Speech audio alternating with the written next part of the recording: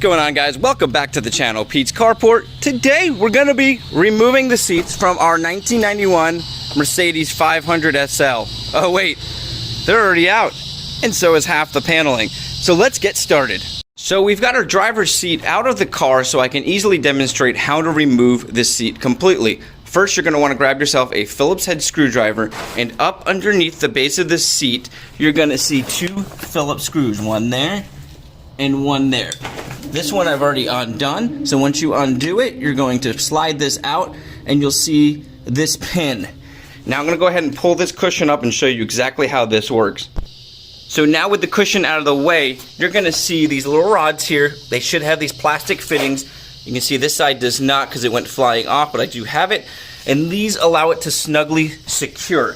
Now that we step over to the base, you're going to see this little area here that's kind of spring activated is where those rods are going to slide into, and this pin is going to go down and lock it into place.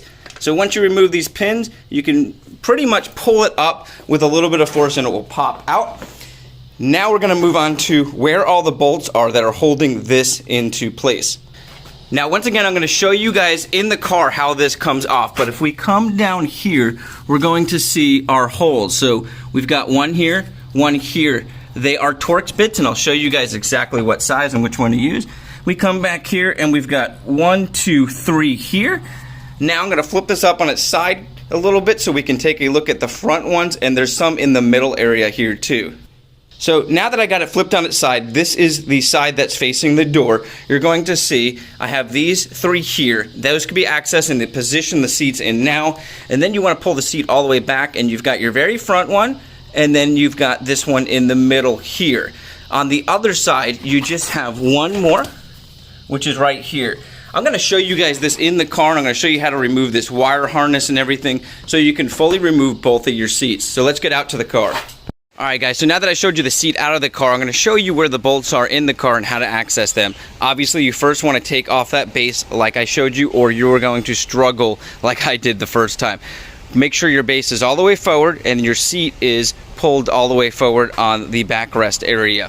You're going to go ahead and access two Torx bits there, and on the opposite side you'll see two up against this wall, as you can see straight down right there.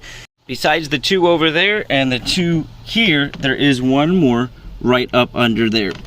And I originally started with this tool on a T40, and it was okay. The T40 actually worked, and I got a couple of them off, but these are Loctited in there, and some of them are very, very difficult to get out. So I went and moved on to this tool here and was doing great until I reached the two back here, and they were so tough that the tool actually snapped.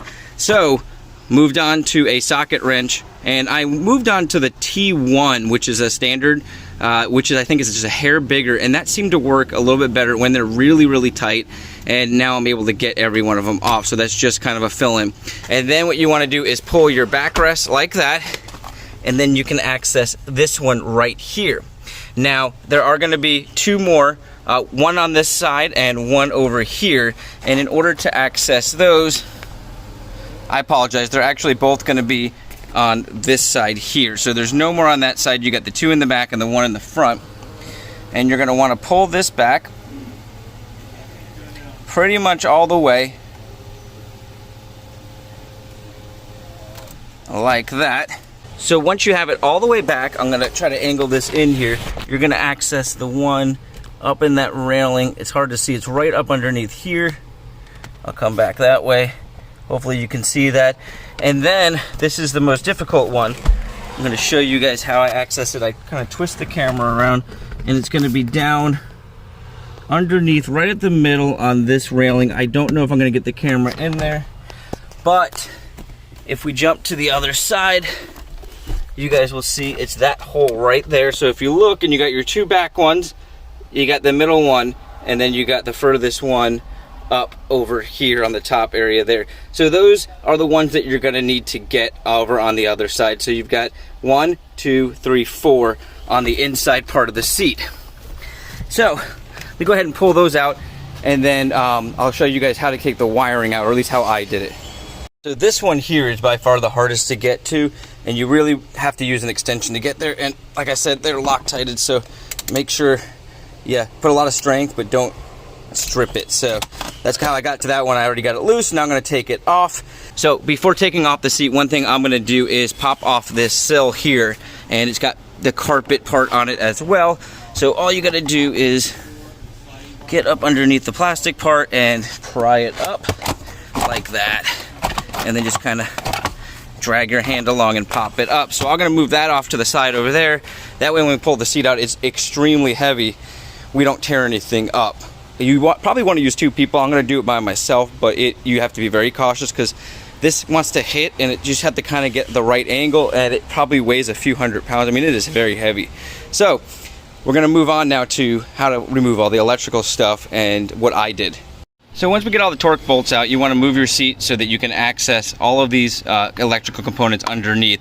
Now, this set right here, which is closest to me if I'm standing outside the car, these are not going to need to be taken out. But what you do need to do is cut these zip ties along here, and you are going to need to remove your air line, which I just use pliers. You got to be very cautious. Very lightly put plier pressure onto the yellow side and kind of pull till it pops loose, and I hold this one with my hand real sturdy. I've never had an issue, but I know a lot of people break these, and it's a hell of a job to try to fix these.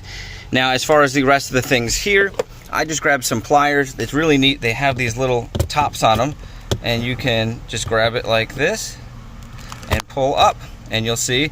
And the nice thing is they line right up, so if you need to put everything back in, and I know these ones are at least numbered over here. I think these go A, B, C, so you're not going to have any issue finding the right spot, and they should line right up to where they go, just the way that they're laid out. So I'm going to go ahead and pop these all out. The best thing to do is take photos or video before doing all this so you can get it all right back in there.